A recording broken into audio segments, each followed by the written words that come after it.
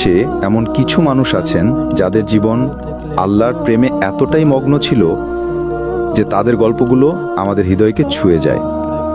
হযরত রাবেয়া বসরি রাহ ছিলেন তেমনই এক মহান সাথিকা। এই ছবিটি তারই গভীর আধ্যাত্মিক জীবনের এক অসাধারণ চিত্র।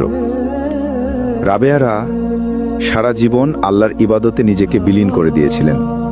তিনি তার সমস্ত পার্থিব সুখ শান্তি ত্যাগ করে আল্লাহর নৈকট্য লাভের জন্য দিনরাত ইবাদত করতেন।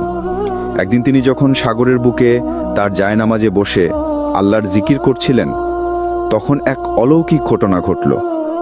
আকাশ থেকে সাদা ডানাওয়ালা একটি ঘোড়া নেমে এলো, যা ছিল জান্নাতের বাহন। কিন্তু রাবেয়া রাহ তার দিকে কোনো মনোযোগ দিলেন না, কারণ তার হৃদয়ে তখন আল্লাহর ধ্যানে মগ্ন ছিল। তার কাছে জান্নাতের সুখের চেয়ে আল্লাহর ভালোবাসা অনেক বেশি মূল্যবান ছিল।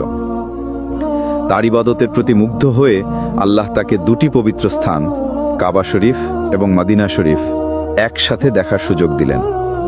এই ছবিটিতে দেখা যাচ্ছে কিভাবে কাবা এবং মদিনা শরীফ একটি দ্বীপের মতো তার সামনে ভেসে উঠেছে।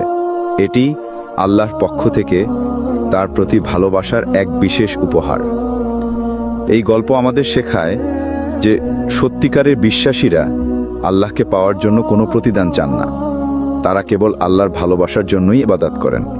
হযরত রাবেয়া বসরি রাহ আমাদের এই শিক্ষা দিয়েছেন যে আল্লাহর ভালোবাসা হলো জীবনের সবচেয়ে বড় সম্পদ। বন্ধুরা,